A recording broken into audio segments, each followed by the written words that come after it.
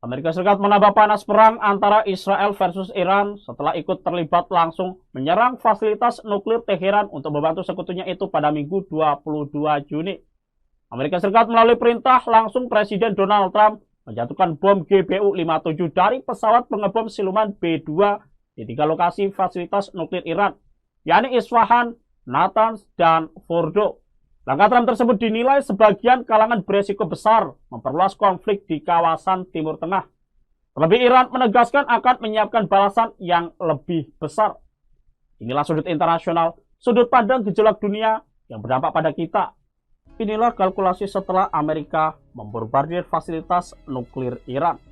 Presiden Amerika Serikat Donald Trump mengumumkan lewat akun media Truth Social pemboman atas 3 instalasi nuklir Iran di Fordo, Natanz, dan Isfahan. Pemboman yang diklaim melumpuhkan ketiga fasilitas nuklir itu dilakukan pesawat pembom strategis B-2 Spirit Pentagon. Trump memastikan semua armada udara yang terlibat telah keluar selamat dari wilayah Republik Islam Iran. Dalam pidatonya di Gedung Putih, Trump menyatakan ia tidak ingin melanjutkan serangan setelah militernya menghancurkan Fordo, Natanz, dan Isfahan. Pemboman Fordo menggunakan 6 bom penghancur bunker dan rudal jelajah Tomahawk ke Natanz dan Isfahan.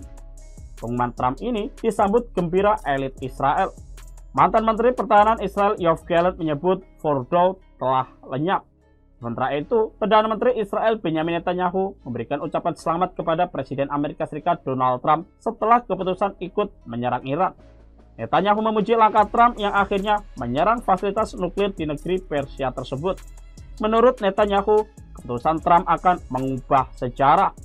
Bombardemen atas 3 instalasi nuklir Iran itu menandai terlibatnya Amerika dalam perang Israel melawan Iran. Seiring pengumuman Trump, semua pangkalan militer dan instalasi diplomatik Amerika di Timur Tengah dalam siaga tinggi. Ketika fasilitas nuklir Iran itu sebelumnya menjadi target utama serangan Israel sejak 13 Juni 2025. Sebagian menderita kerusakan berat, tetapi lokasi Fordo ada jauh di dalam tanah dan perut gunung yang tidak bisa dijangkau bom-bom Israel. Secara teknis, lokasi di kedalaman lebih dari 30 meter hanya bisa dijangkau bom penghancur bunker GBU-57 yang hanya dimiliki oleh Amerika Serikat. Karena itu, Israel sejak dini meminta Trump ikut membantu mereka melumpuhkan fasilitas nuklir Iran yang mereka percaya jadi pusat produksi bom atom Teheran. Keputusan itu akhirnya diambil Trump pada Minggu 22 Juni 2025 waktu Indonesia Barat. Ia membawa Amerika terjun dalam perang melawan Iran. Sejauh ini, sumber Iran mengecilkan dampak serangan Amerika dan mengatakan bom penghancur bunker hanya merusak 2 pintu terowongan Fordo. Ditambah lagi Badan Tenaga Atom Internasional atau IAEA memastikan tidak ada peningkatan radiasi di luar lokasi situs nuklir Iran usai serangan udara yang dilakukan Amerika Serikat terhadap 3 fasilitas utama milik Teheran. Badan Pengawas Nuklir PBB IAEA menegaskan bahwa kondisi radiasi di sekitar situs nuklir Iran tetap normal usai bombardir militer Amerika Serikat. Konfirmasi ini menanggapi serangan udara Amerika Serikat ke sejumlah situs nuklir strategis Iran. Sementara itu, kekhawatiran akan dampak lingkungan dan potensi krisis radiasi sempat mencuat menyusul pernyataan resmi Iran yang mengonfirmasi terjadinya serangan. Namun IAEA memastikan bahwa hingga saat ini tidak ada sinyal bahaya terkait kebocoran atau kontaminasi radiasi. Citra satelit terbaru mengungkap aktivitas mencurigakan di sekitar kompleks nuklir Fordo di Iran. Aktivitas mencurigakan itu tertangkap citra satelit beberapa hari sebelum serangan udara Amerika Serikat terhadap fasilitas nuklir Iran. Foto satelit yang diambil oleh Maxar Technologies pada 19 dan 20 Juni menunjukkan adanya barisan panjang truk dan alat penggerak tanah di depan pintu masuk terowongan fasilitas pengayaan uranium Fordo. Fasilitas tersebut dibangun jauh di lereng gunung dan dikenal sebagai salah satu situs nuklir paling terlindungi di Iran. Dalam citra tanggal 19 Juni terlihat sekitar 16 truk berjejer di jalan menuju terowongan utama kompleks tersebut. Keesokan harinya, gambar menunjukkan tanah mulai menumpuk di depan 2 pintu masuk terowongan bawah tanah. Alat berat terlihat beroperasi di dekat lokasi, tampaknya digunakan untuk menimbun atau menguatkan akses masuk. Teks dalam citra 20 Juni menyatakan tanah tampaknya mulai terkumpul di depan pintu masuk terowongan. Langkah ini memicu spekulasi bahwa Iran mungkin sedang memperkuat pertahanan fasilitasnya menjelang serangan militer Amerika Serikat. Lalu, apa kalkulasi Amerika atas ofensif ini? Apa pula konsekuensi dan kemungkinan-kemungkinan berikutnya yang akan terjadi? Teheran memang telah menunjukkan perlawanannya yang luar biasa setelah pasukan udara Israel membombardir mereka sejak 13 Juni. Serangan ratusan rudal dan drone kamikaze Iran ke Israel begitu masif dan menghancurkan sesuatu yang tidak pernah disaksikan warga Israel sejak berpuluh tahun. Iran juga sekali lagi mendemonstrasikan kapabilitas rudal balistik hipersonik mereka yang menggetarkan dunia. Tapi realitas juga menunjukkan supremasi dan hegemoni Israel di angkasa Timur Tengah begitu mendominasi. Mereka begitu leluasa melakukan serangan udara jarak jauh, melintasi langit Lebanon, Suriah, Yordania, Irak, bahkan Arab Saudi guna menjangkau Iran.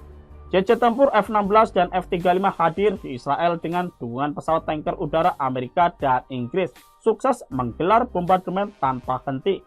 Klaim Iran bahwa mereka berhasil menembak jatuh 3 atau 4 jet tempur F-35 Israel hingga hari ini belum terbukti. Kesuksesan Israel menguasai langit Timur Tengah ini tentu saja berkat dukungan kuat intelijen Barat, terutama Amerika dan Inggris.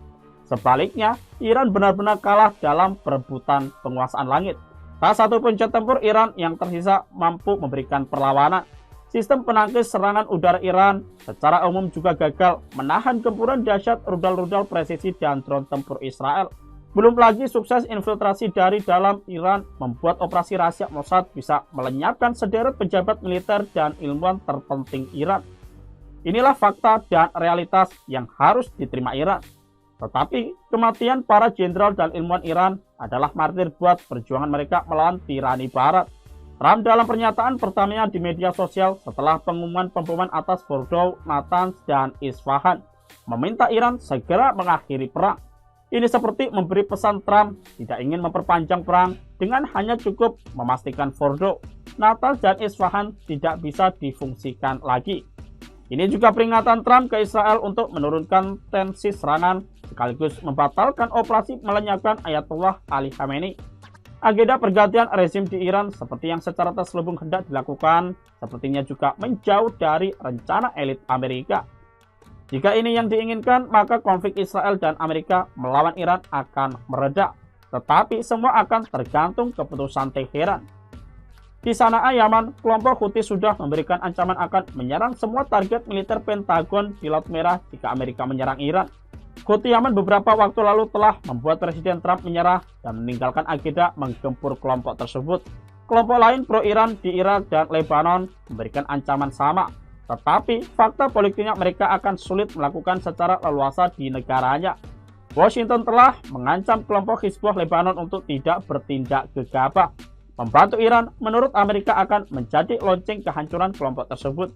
Sementara negara-negara Arab dan Teluk, termasuk Turki, sejauh ini hanya berhenti pada retorika dan ini tidak akan berarti banyak. Artinya, tanpa gerakan politik konkret, Iran hanya akan berjuang sendirian menghadapi duet maut Israel-Amerika. Iran benar-benar akan sendirian secara fisik dan militer. Presiden Rusia Vladimir Putin memang sebelumnya telah memperingatkan Trump untuk tidak menyerang Iran. Tetapi Rusia dengan urusannya di Ukraina yang belum selesai tidak akan bertindak lebih jauh, misal sampai terjun ke peperangan membantu Iran. Begitu pula Tiongkok, mitra kuat Iran yang tetap menyarankan diplomasi secara adil untuk menghentikan konflik. Posisi Cina terhadap Iran dalam konteks ekonomi memang sangat signifikan sebagai importir terbesar minyak Iran. Ladislav Zemenak, peneliti non-residen di China CEE Institute dan pakar Valdai Discussion Club menyebutkan kemitraan Tiongkok-Iran kuat tapi tetap terbatas. Misalnya dalam situasi ekstrim setelah Amerika terjun dalam peperangan. Lalu Iran memblokade Selat Hormuz yang sangat vital, ini jelas akan mengancam ekonomi China. Selat Hormuz adalah jalur sempit untuk lebih dari 25% lalu lintas minyak global dan sepertiga pengiriman gas alam cair ke dunia. Terhentinya lalu lintas migas ini pastinya akan mengguncang industri Tiongkok dan Beijing. Sudah pasti akan mengubah strateginya tanpa Iran.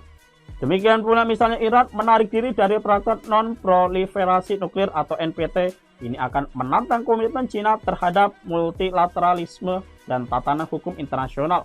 Penyelarasan ekonomi dan militer yang lebih erat antara Teheran dan Beijing juga dapat membebani hubungan yang sudah tegang dengan Washington. Beijing tidak ingin konfrontasi terbuka.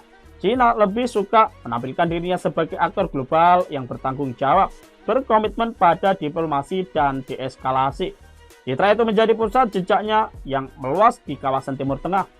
Perannya dalam menengahi pemulihan hubungan tahun 2023 antara Iran dan Arab Saudi merupakan tonggak sejarah, tetapi pengaruhnya terhadap Teheran tetap terbatas. Sebagai pemain yang relatif baru dalam diplomasi regional, kepentingan Tiongkok tidak hanya rentan terhadap agresi Israel, tetapi juga terhadap potensi kesalahan langkah Iran. Dalam konteks keseluruhan di tengah pertempuran Israel-Amerika melawan Iran, Beijing dan Moskow pasti masing-masing akan menavigasi persaingannya sendiri dengan Washington. Iran pastinya akan melanjutkan perlawanan secara maksimal sepanjang stok rudal dan kapabilitas militer mereka masih bertahan. Apakah perkembangan terbaru ini akan memicu perang regional? Tampaknya kemungkinan itu kian mengecil melihat sikap dan reaksi negara-negara Arab dan Teluk. Israel akan segera mengurangi serangan ke Iran dan memungkinkan akan berhenti sama sekali setelah Trump membantu membom 3 fasilitas nuklir Iran. Sebaliknya jika berlanjut, Iran akan tetap sendirian melawan Israel dan Amerika. Tribuners memasuki minggu kedua perang Israel-Iran. Drama politik Timur Tengah ini melengkapi lintasan sejarah dunia akan kerentanan yang dimiliki penghuni planet ini. Pertarungan bersenjata dengan korban jiwa dan kerusakan hebat yang ditimbulkannya, tetapi menjadi pilihan utama kekuatan paling hegemonik di dunia ini. Donald Trump mendeklarasikan diri sebagai pemimpin Amerika yang cinta damai. Tetapi nyatanya itu sebuah kemunafikan luar biasa. Amerika tidak pernah berubah di tengah siapapun pemimpinnya. Mentalitas, kapabilitas imperialis, dan cara-cara pemaksaan adalah ideologi politik mereka. Iran mungkin akan kalah dalam pertarungan ini, tetapi mereka telah memenangi citra perjuangan untuk melawan kezaliman. Download Tribun X sekarang, menghadirkan lokal menjadi Indonesia.